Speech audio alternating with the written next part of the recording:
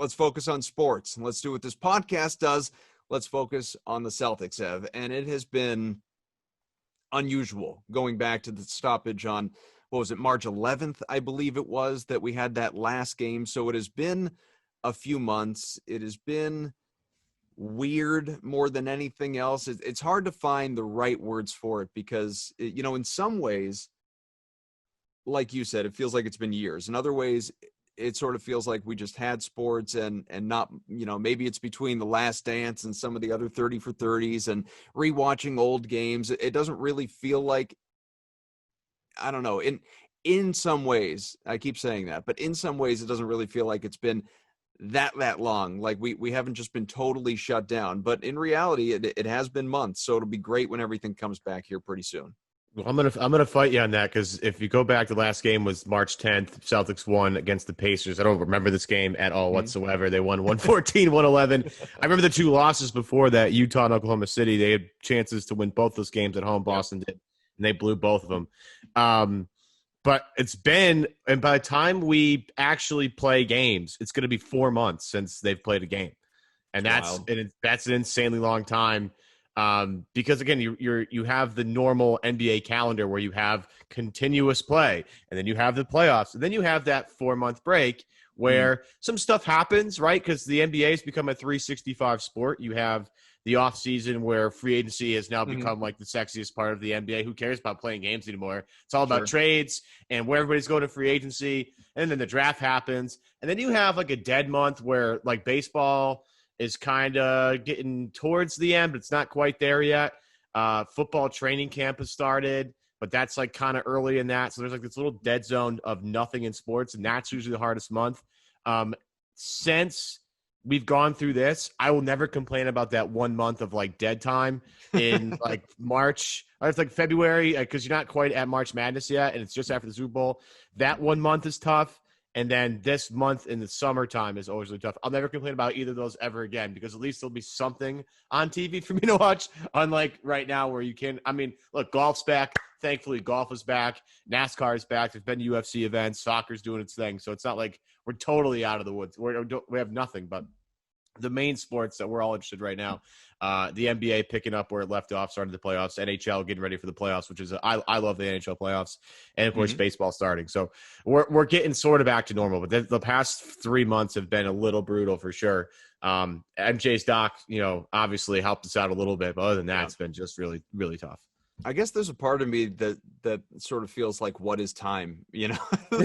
Weekday, weekend, it all blends together. Kids being at home, homeschooling, school's out now for the summer, but there's so few camps or programs or places that, like local pools will be closed, whatever, and stuff. There's a gradual reopening. I know, at least for us here in Massachusetts, it's different for everybody all across the world. I don't know where you're listening in the States or Canada or elsewhere, but it's different for everywhere, and I think that's as good a place to begin, and in a roundabout way, because I want to tell you, the Celtics, just in the last couple of days, along with the rest of the NBA, released the resumption schedule, the 8 regular season games, and then, of course, it's the traditional 16-game playoff, and a winner will be crowned come the fall, basically. But just to look at the Celtics press release to give you the important details. So it says, as part of the agreement, remaining games for the 22 teams involved in this season's resumption held at Walt Disney World facilities, the arena, the HP Fieldhouse, and the Visa Athletic Center at ESPN Wide World of Sports Complex. No fans in attendance. No kidding. The restart will begin with each participating team playing 8 seeding games as selected from the remaining regular season matchups. All 8 of Boston's matchups, which range from July 31st through August 13th, broadcast live NBC Sports Boston. You can find them there. 6 of the 8 currently scheduled to air nationally: ABC, ESPN, TNT. Celtics pick up at 43-21, 5th best record throughout the NBA going into this situation, which is still kind of crazy when you think about all the inconsistencies and injuries, if we can remember that far back, that they had over the course of the year. So in some ways, this pandemic, this stoppage, it benefits them just from a getting healthy standpoint, but that's true of everybody else as well. The Sixers, they had a lot of injury concerns once upon a time, seemingly no longer the case. But this schedule, Friday, July 31st, basically a month from now, Milwaukee, it is a quote-unquote away game. That stuff doesn't matter. All these games are in Orlando. but it's at Milwaukee, if you will, followed by versus Portland, at Miami, versus Brooklyn, at Toronto, versus Orlando. Real home court advantage there. At Memphis and versus Washington. Those are the 8 games between the 31st and the 13th. But I mentioned, roundabout way of talking about where things are in the world. In Orlando right now, if people have been paying attention, I'm sure if you're listening to this podcast, you're an NBA fan, and therefore you have been. Cases have been spiking in Orlando and in that region, where just in that county, you have had more positive coronavirus tests than you have had in something like 40 states of late. It has been really bad. So not to be kind of the wet blanket, Evan, in the big return of this show, in the excitement of us being back, I am increasingly skeptical that this is even going to happen in the first place. Yeah, the numbers aren't great coming out of Florida. Thoughts, prayers, good vibes, all those things sent out to people currently in Florida who are going through this right now. I know it's not fun. But I'm kind of with you, and this has been, I think, a theory, or at least a talking point on Twitter. Should we even do this? I mean, is this really is it worth it? Is this really necessary? And you have a couple of guys, laying out, Davis Bertans, he's about to get paid. He's like, nope, not getting injured, not getting coronavirus. But I'm about to get the first and probably only big contract he's going to ever get. Totally get that. Avery Bradley has a son who has a pre-existing condition. And Avery Bradley's like, nope, I'm not doing that. Salute to you. Be with your family. Yeah. It's more and important. He's a Laker. That's a championship favorite. Yeah, your family's more important than that. So I totally get Avery Bradley. Salute you. Trevor Ariza, a custody situation that I'm sure isn't easy. It's like, you know what? Nope, not doing this. Going to spend time with my son. Totally think that's great. And I'm surprised that we haven't seen more people like that back out. I'll be honest with you. I think – and I know Commissioner Silver has done a great job trying to appease all the parties here. I totally get that. And he's trying to find the safest way to do this. I just have a problem with – I don't think there's really a totally safe way to do this if people from Disney that work there can come in and out of the bubble as they please, right? Those guys can kind of be locked down, but you have people going in and out. And that kind of defeats the purpose of this so bubble here. Yeah. I know they say it's safe. And I hope it is, but I have my doubts. I really do. And at the end of the day, are we really going to send hundreds of people down to Disney World down in Florida and to play basketball games when the odds of them getting sick are higher right now than they've ever been? So, I mean, I wouldn't be shocked if they pulled I would be in a way, but I would commend the league if they were to say, you know what, no, this isn't worth it. It's just too many people can get sick. Well, and it sounds like this isn't inside information. It's based on what you read out there that I think somebody even tweeted this the other day, that if there's a rash of positive tests in Orlando, Adam Silver acknowledged we may have to pull the plug on this thing. And I just think, it speaks to what you were just talking about. That's kind of the last thing the league wants to have to deal with. It's either, everybody go there and do this and play through it, or just don't waste the time. And it's, for anybody, we're not naive, right? We're adults here. Not everybody maybe is. Speak for yourself. If you're listening. Yeah. Well, hey, you know what? You think like an adult, you act like an adult, you own a home, you're an adult. Sure. We know what this is. This is not after 9/11, for instance, where it's, when sports comes back, it's gonna really revitalize the nation and bring us back together. And I mean, there are elements of that, but this is financially driven for every league. Question. This is not the question. Yeah, this is not like just the NBA. This is MLB, where you've had some owners say behind the scenes, you know what? I think we'd stand to lose less money by not coming back because our teams blow. But you have, and it's different in the NBA because it's all playoff possible teams that are coming back, not unlike the NHL, and there are 2 bubble cities, wherever those wind up being, Las Vegas and a Canadian city in all likelihood, but even that hasn't been determined yet because there's so much unpredictability throughout the world. This is money driven. This is players wanting to get paid. This is the league wanting to make its money. This is obviously fulfilling these giant broadcast agreements for the postseason, Turner and ESPN and under that Disney umbrella, obviously owning ESPN and ABC and so on. That is what this is about. All right. So let's not be delusional and think that it's anything else. This is money first and foremost. And I'm just not sure it's worth it. And there's so many different sides of this that you can look at. And you did a great job outlining a bunch of them. But as far as the most important of this whole thing, goes without saying, it's health and safety for everybody involved. Workers at Disney, staff of teams, players, coaches, the list, anybody that I'm not naming, health and safety. That is what it is all about right now. I was texting with a buddy the other day who's a teacher and a huge NBA fan who thinks the whole world is stupid and is just the ultimate, like, why in the hell are they doing this? Why is anybody doing this? Why is anybody going out and not socially distancing? Why is anybody going out and not wearing a mask? Why is anybody within 2 feet of anybody else in life right now? What is with you idiots? I mean, like, everybody should be bunkered down in a cabin in the middle of nowhere individually. That is the way he thinks.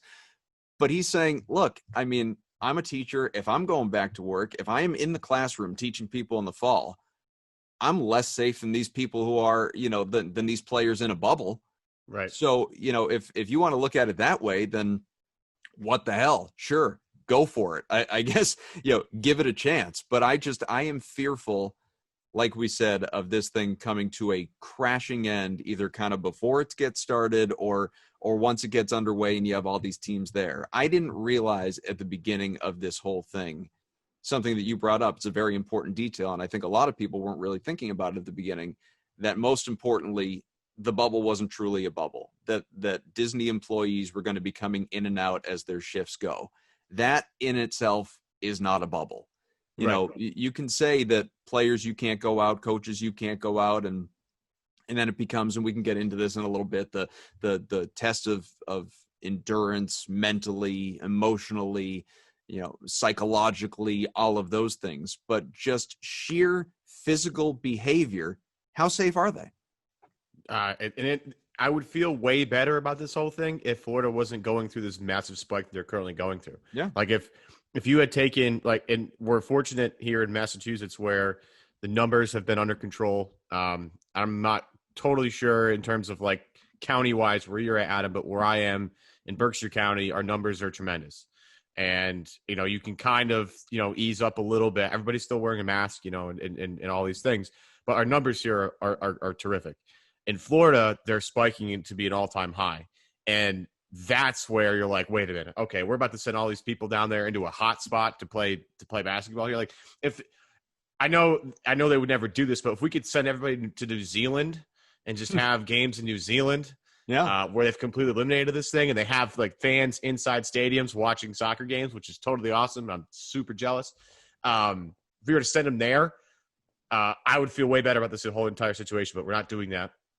I don't think New Zealand wants us to go there anyway, just because they got rid of it. But that's my big concern here is you're going to have it's not like it is on the way down or trending in a positive direction. No, this is like sheer. If you look at the graphs that they have, it's like a sheer spike upwards for what's happening in Florida right now and in a couple other states in the South.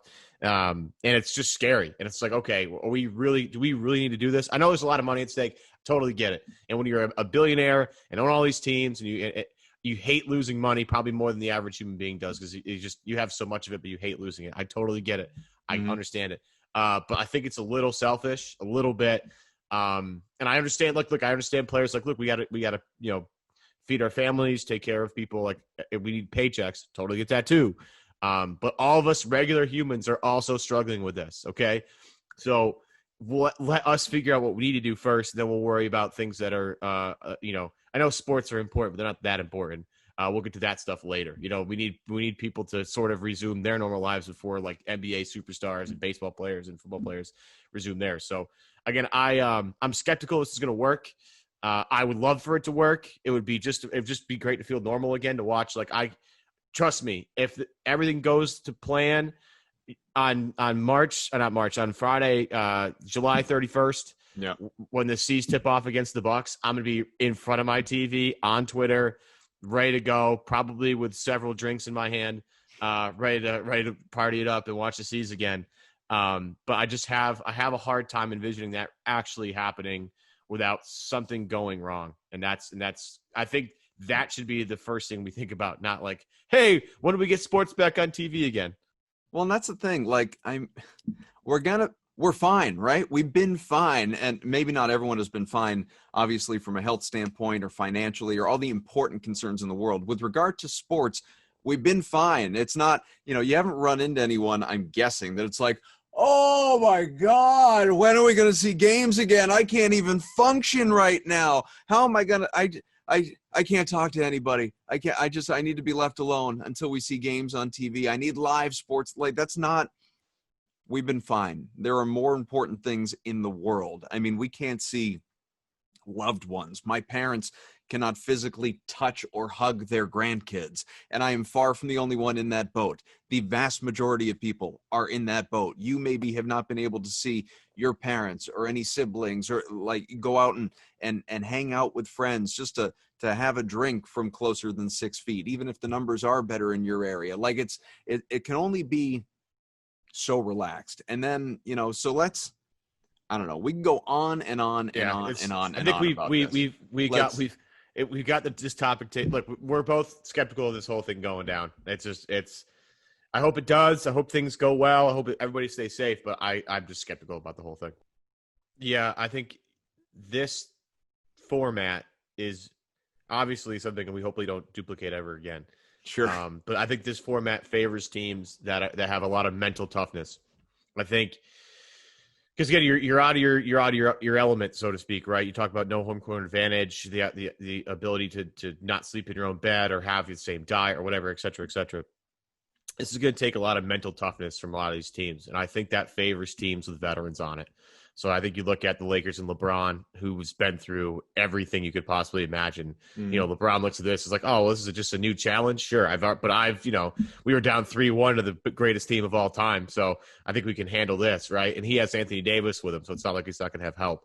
Kawhi Leonard, who battled through injury last year to get to the playoffs, battled through that injury throughout the playoffs, and won an unbelievable title with the Toronto Raptors, albeit against a banged up Golden State team, but I still pulled it off. So I still, you look at the Clippers as a team with a lot of mental toughness on it. That's sort of been a staple of Brad Stevens' teams throughout his tenure. This is a group of guys normally who don't like get too high or too low. They sort of ride the wave as their coach does. Mm-hmm. They have younger players. Obviously, this is one of the younger teams left. Gordon Hayward being 30 is their oldest player, which is a pretty unbelievable thing. But they have some mentally tough guys on that team. You have Jalen and Tatum, who've been through the playoffs before and gotten pretty far, lost to LeBron in Game 7, Tatum's first year. But those guys went toe to toe with LeBron and didn't back down until about the fourth quarter, where they just fell flat. Smart is always just a mentally tough guy. Look at Kemba Walker, who's been through a lot, not just in the NBA, but in college too. Winning the Big East the way he did, and then going for the NCAA tournament the way he did to win that as well, is quite insane. And they have some good role players, but I think this is, you mentioned about, the mental capacity, the emotional capacity of some of these guys. That's going to be the big test here. I mean, look, these are all professional athletes. I'm sure some of them have stayed in relatively good shape. I mean, look at like Nikola Jokic, who got super skinny. Yeah. I'm sure guys have been, talking to their trainers, talking with their coaches, watching film, trying to, stay somewhat in relatively good shape. It's not game shape, but it's good shape.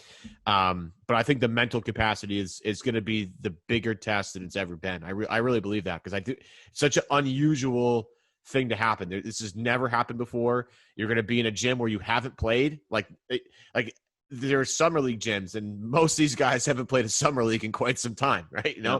So it's not like these guys know these gyms. They don't know the way the ball bounces off the rim. They don't know a lot of things. The depth perception is going to be different. There's going to be no fans there, so the energy's gone. I mean, this is going to be really weird. Again, mentally tough teams, well-prepared teams, so teams that have great coaches. So you look at the Bucks with Mike Budenholzer, what a great coach. Nick Nurse, we know how good Nick Nurse is. He's a tremendous coach. Rick Carlisle in the West. You have Popovich, whether he goes or not. I don't know. That's just something that's kind of up in the air, I think, maybe. Yeah. Because he's in that age where, maybe you don't want to go. Those teams with good coaches, mentally tough teams, veteran players, those teams are going to be the ones that have the easier time, I think. I wonder how it all unfolds, and that's, ignoring the will they, won't they in terms of the restart. This is just for this sake of this conversation. It's, yeah, of course they're going to be there, and then what happens? And I wonder kind of how all these players come together from a bonding standpoint. This is going to be unlike anything any of these players, these teams have experienced. Like, how long have we, I guess a dozen years, right? Have we harped on that season opening 2008 week-long trip or whatever it was to Italy, Rome, yeah. that the 2008 champs went on? Well, all right, these teams are about to be bonded in ways like they never even fathomed for months if things go well. That's if things go well. And even if things don't go well, it's still like 5 or 6 weeks. So, I mean, you're going to have teams that are closer and more united than ever. You may have some friction and teams falling apart and some off-season movement that comes directly as a result of it. Who knows what to expect from this thing? But yeah, I do put the Celtics as a team that has a real shot. I don't think this is, as much as the format is standard, and what I mean by that is once they get to a 16-game playoff and the other 6 teams are ousted at that point after any sort of possible play-in tournament, obviously in the East, the West is all set up. But once you figure that out and you get your 16, as Michael Jordan was one of the ones, even though his Wizards not involved, or Bobcats, pardon me, his old Wizards, right? His Hornets not involved. Go. Charlotte, once he started pushing on Adam Silver to just do it like normal, do a 16 team, do all these best of 7s, to do it like guys are accustomed to, as opposed to any sort of World Cup style tournament like we're going to see from MLS and its restart. The games will be played the way that they are normally played, but all of those other elements, like you talked about, make this just a total and complete wild card that, to me, bet on whoever you want to bet on from an odds standpoint, but I don't feel like the Lakers, the Clippers, teams like that, or Bucks are just so automatically favorites anymore. I really don't. No. As much as a competitor as someone like LeBron is he going to really say, like, look, I want to continue to win championships. I want to be in that conversation, Michael, Kobe, everybody else in terms of number of titles. But is this, do I need to do this? Like, my family's at home. There's real world stuff going on that I want to take a larger role in. We haven't even obviously talked about the impact and the relevance of the Black Lives Matter movement to this whole conversation, which is why Kyrie Irving, who's injured and wasn't going to play anyway, but Bradley, part of the coalition, Dwight Howard, some of the other guys that have said is, should the league be doing this right now? And I know the league and Players Association, they've been working together, and there were the reports even just yesterday talking about potentially putting social justice messages on the backs of jerseys instead of names, working with Nike and others to potentially do that. But there's so much involved in this that goes beyond the games, that even after the fact, even after a champ is crowned, the games might be kind of an afterthought. Yeah, and I think this is a completely valid point. Like, forget about the health and safety stuff. Like, there's a legitimate social movement happening right now, a very important one that I think we all should get behind here. And we can't lose momentum on this movement. We just can't. I mean, it's been long enough. As a white male, I know this means absolutely, coming from me, means not a whole lot. But we can't let the momentum that we've gained slow down at this point. And it feels, again, a little ridiculous that we're going to play sports, and sometimes that can be something that brings us all together more than it currently is, or it could be something that takes away from this movement and puts the spotlight on something else, which is not what we should be doing. And I don't know if putting social justice, words in the back of your jersey is really going to do it here. Okay. Like, I just, I applaud the idea, right? But I think there's way more to be done here. This is, you can go back, the people be like, oh yeah, Kaepernick's been doing this for years. African Americans, Black people in this country have been fighting for this for 400 years. Okay. This is not a 4-year window. This is a 400-year window, and it needs to stop. And if Kyrie's like, look, I'm not playing, or if he could have played, like, I'm not playing because I need to focus more of my energy here. And if other players around the league are like, yep, like Kyle Korver came out and said, look, if some of my Bucks like teammates, if they don't want to play because they want to support Black Lives Matters, you will not see me on the floor. And I was like, good for you, Kyle Korver. That's fantastic. Mm-hmm. So again, totally think that's a justifiable, worthy reason to say, screw this tournament. We need to focus on bigger stuff. I have no problem with it, and I applaud the people that duck out for that, because again, they're saying no to financial stuff. You're not going to collect a paycheck or any of that stuff. You're saying no to that to better the lives of countless others throughout this country. I think that's a very admirable position to be in, and if anybody that does that and wants to do that, I applaud that and power to you.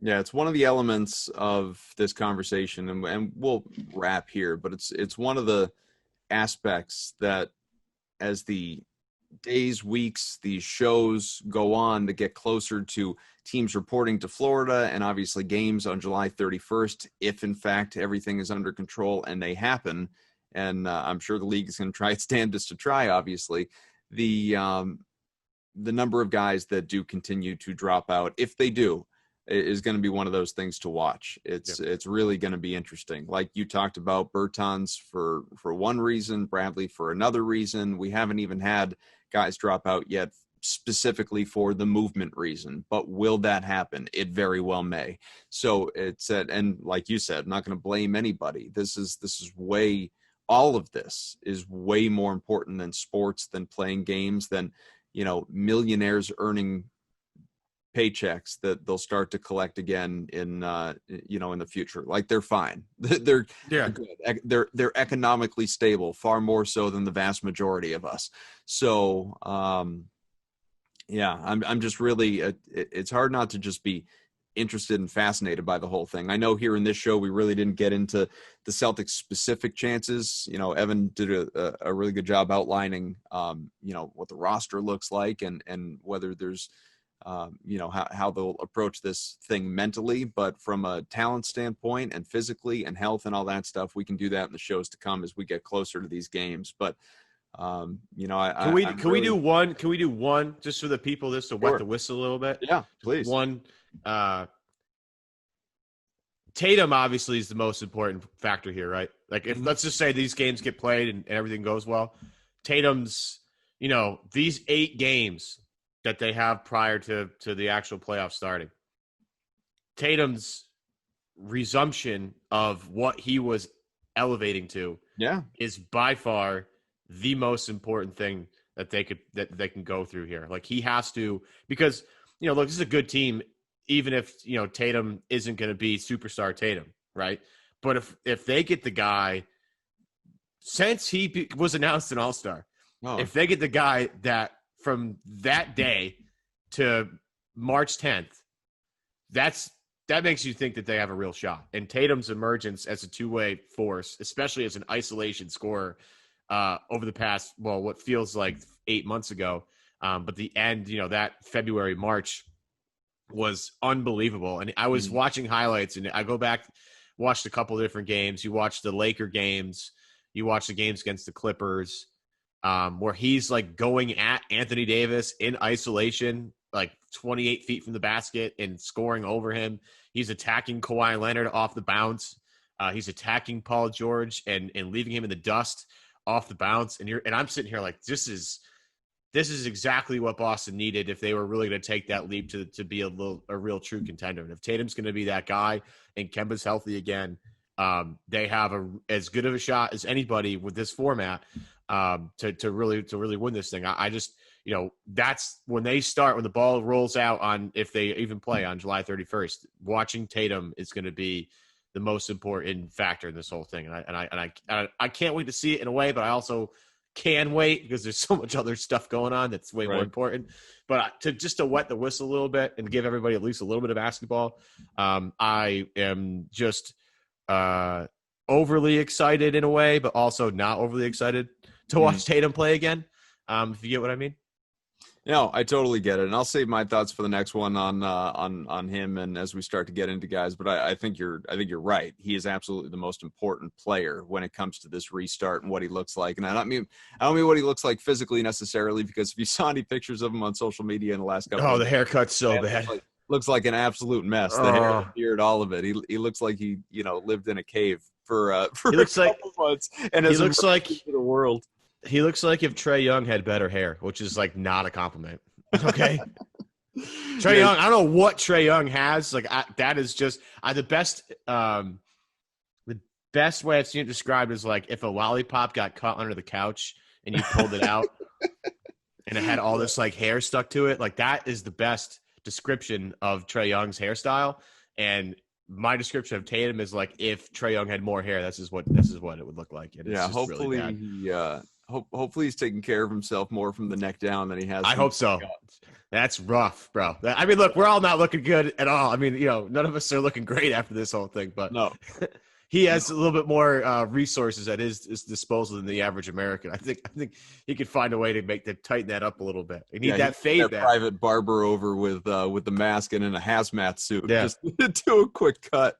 Yeah, somebody please help out my boy Tatum. For the people, if anyone is checking this out on video, by the way, hopefully this guy's involved right here.